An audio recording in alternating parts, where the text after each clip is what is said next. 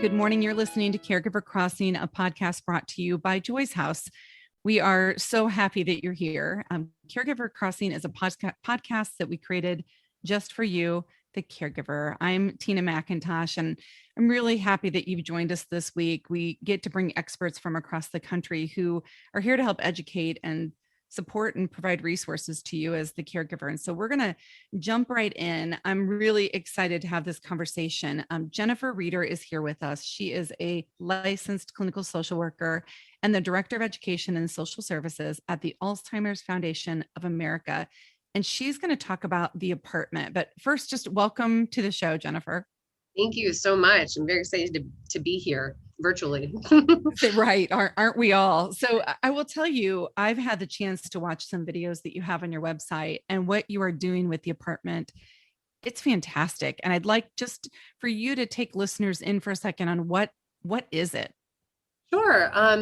So the apartment it's basically like a model large studio apartment. That was the size that we were able to build because it's in the building of our office, which is in Manhattan. So yeah, it's beautiful. I think you said that you saw the video. So we put a lot of time and care into developing what it was going to look like, to just really be able to help people have an idea of what a dementia-friendly home could look like. Because there's so many things that you don't really think about when considering what a dementia-friendly home is gonna be. So we just kind of wanted to have an example of that. Yeah, I think, for me, I do adult day service and caregiver support services for a living. And so it comes natural, right? Like I've seen enough to know what these little intentional designs, what a big difference they can make. You live this life. So help people understand a couple examples of things that were very intentionally put into the apartment. Mm-hmm. So we put a lot of thought into the colors that we used.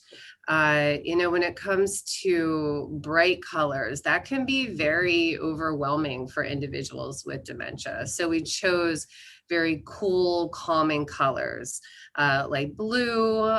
We also have a lovely little like pale yellow in the kitchen to provide some color contrast. Because people with dementia, and a lot of people don't know that it can affect people's five senses, which includes someone's ability to be able to see. It's not that they have poor eyesight, it's that the disease is affecting their eyesight. So, and that can include color. I went into an aging specific place, we'll just call it a place. Mm-hmm. And I could not believe the designs they had. Jennifer, they had like floral wallpaper on the walls, and they had zigzag carpet. And they had pillows that were all just, I'm going to say obnoxious, but different patterns everywhere. Mm. And I thought, for me, who I'm not living with Alzheimer's, how overwhelming and overstimulating that was for me. Yeah. But it just, I guess people don't always think about that. And so it takes, somebody like you and your coworkers there at the Alzheimer's Foundation of America, and putting out guidelines on what people should be doing and simple changes. So the apartment is one thing, and it's a beautiful design that people can use. Can they modify it and use it in their own homes as well? Yeah, absolutely. As I said, you really do want to be focusing on color, focusing on color contrast. Like, for instance, if a bathroom is all white, the person might not be able to visibly see where the toilet is and where the sink is. So making sure that those are different colors can help a person be able to see more easily. Same with doorknobs and handles. And just making sure that the home is surrounded with reminiscent decorations. We really do believe that the residential home can help improve a person's overall well-being through, being able to utilize different things so that this can improve a person's overall mood as well as, and in addition to their safety, because that can help to extend someone's independence. And is it both, this can help slow someone's progression with the disease and help them stay in home and community based in their home as long as possible. Are there some long-term things we're seeing with it too? So long term, as in for the caregivers or for the individuals when they're living there. That is a great question, and both actually would be wonderful to hear. Yeah, so I would say, like, we when we came up with what the apartment looks like, we did consider, is this for a person who lives by themselves? Is this for someone who lives who has a caregiver? We decided that the apartment would look like something that would be for an individual living on their own, with, let's say, either a family caregiver or a professional caregiver coming and checking in on the person once in a while.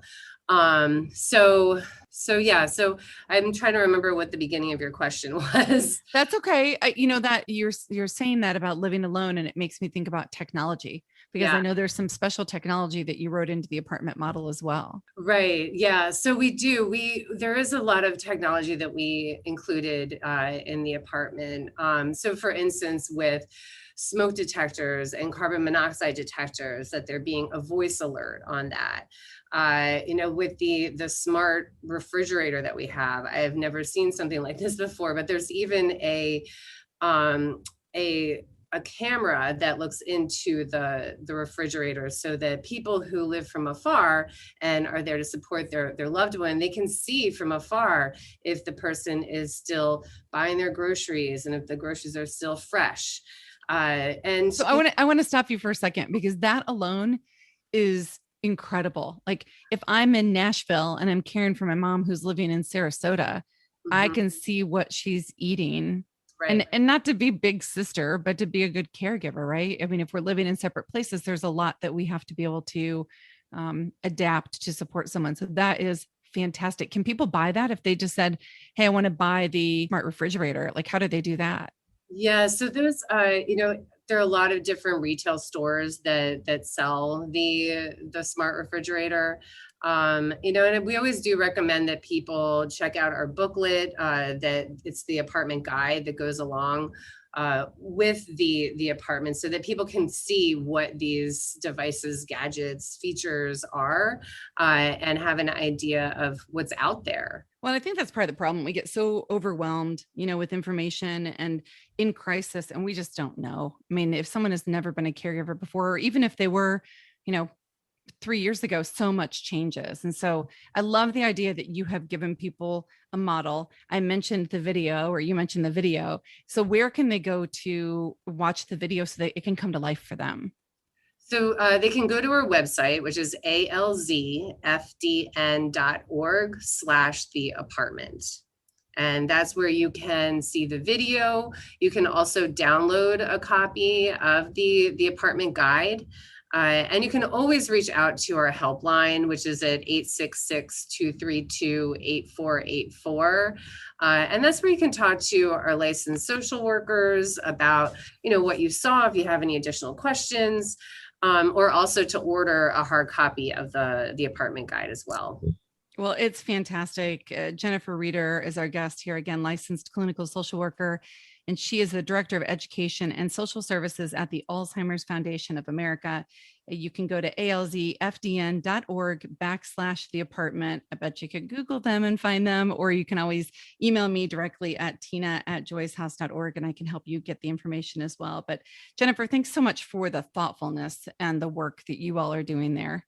Yes, absolutely, absolutely. And we really do encourage people to reach out, because we do have ideas of what can help individuals with a dementia-friendly home that is cost efficient, that they're able to afford, that doesn't cost any money at all. So, we certainly do always want to share that. I think there's always concern that people can't afford the technology, but there are other things that people can do. Well, I think that's good for people to know, because you're right. Sometimes we think, well, there's no way I can do all that. And sometimes it just takes a conversation. So again, you can get a hold of Jennifer at the Alzheimer's Foundation of America. You can email me at tina@joyshouse.org if you have any questions. And I also want to, before we go, just thank our friends at AARP. They're truly leading a revolution in the way that people view and live life after 50. And we're so thrilled that they've come on board to support both Caregiver Crossing and Joy's House. And so love the work they're doing. Love the work you're doing, Jennifer. And the rest of you, we will see you here next week on Caregiver Crossing. Thank you.